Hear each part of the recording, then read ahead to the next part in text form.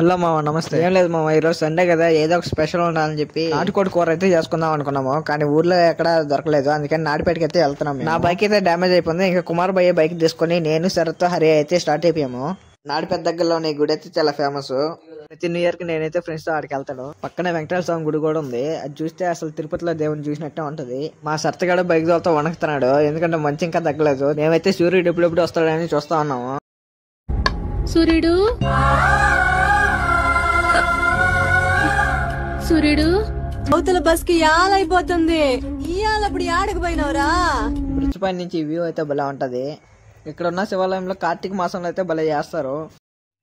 వచ్చేసాం మామ నాడిపేటకి అయితే. ఎప్పుడు ట్రాఫిక్ అయితే హెవీగా ఉంటది. ఇంకా ఆ ట్రాఫిక్ లో అయితే ఎలాగోలా దూరి ఇంకా సందులు గుందులు దూరి ఇంకా షాప్ కాడికి అయితే వెళ్ళిపోయాము. ఇదేనా? అయ్యో నాడి విషయం అయ్యారా? Sorry bro.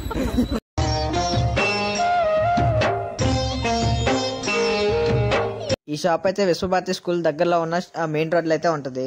ఇక్కడ కోళ్లు మాత్రమే కాదు, పొటేళ్లు ఇంకా బాతులు కూడా ఉన్నాయి. మేము ఇంకా షాప్ లోపలికి వెళ్ళిపోయాము. షాప్ లో అయితే చాలా మంది ఉన్నారు. నాటుకోడి కూర అయితే కేజీ 520 చెప్పాడు. మేము రెడీ చేసి బయటకు వచ్చేసాము. ఇంకా లైవ్ కూడా అయితే 380 చెప్పాడు. ఇంకా సెట్ కదని ఏరే షాప్ కి అయితే వెళ్ళిపోయాము. మేము ఆ షాప్ కి వెళ్ళినా కానీ ఆడ కోళ్ళు లేదని చెప్పాడు. ఇంకా నాడిపేట మొత్తం తిరగడం స్టార్ట్ చేసాం మేము. చూస్తే మా కుమార్ అయితే నాకైతే వార్నింగ్ ఇస్తున్నాడు, కానీ ఏం పట్టించుకోలేదు. ఎలాగోళ్ళు చేసి పంచర్ షాప్ కాడికి అయితే వెళ్ళిపోయాం మేము. ఇంకా అక్కడ పంచర్ అయితే వేసుకుని మేమైతే కోళ్ళ కోసం మళ్ళీ వెళ్ళిపోయాము. రోడ్ సైడ్ అయితే ఒక తాత కోళ్ళు పెట్టుకుని అమ్ముతా ఉన్నాడు. ఇంకా ఆడైతే కోళ్ళు అయితే రేట్ అడిగి ఇంకా ఒక కోడైతే తీసుకొచ్చేసాం మేము. ఇంకా నేరుగా అయితే మా ఊరికి వచ్చేసి నాకు తెలిసిన బాయ్ షాప్ లో ఇచ్చేసి ఇంకా ఆయన అయితే మేము కోడిని కొట్టించమని చెప్పాము.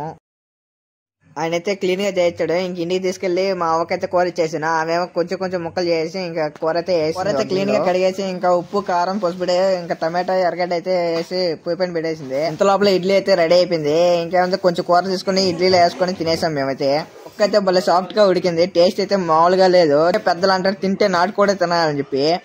ఇంకా మధ్యాహ్నం అయితే మా అమ్మ గ్యాస్ పైన పెట్టి ఆయిల్ వేసి ఇంకా దాంట్లో ఆవాలు ఎర్రగడ్డలు అయితే ఏమిచ్చేసింది. కొంచెం పసుపు కారం గరం మసాలా వేసి అయితే కలిపెట్టేసింది. దాని తర్వాత అల్లం పేస్ట్ వేసి బాగా కలిపెట్టింది.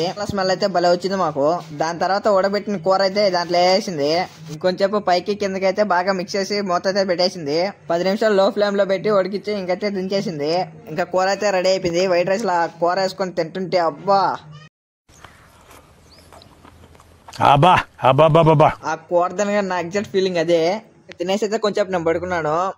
బయట మ్యాచ్ ఉందని చెప్పి ఇంకా ఎవరన్నా కాల్ చేశాడు. నేనైతే వెళ్ళిపోయాను. మా చంద్రగాడు మక్కి అయితే భలే ఆడారు 2 షాట్లు.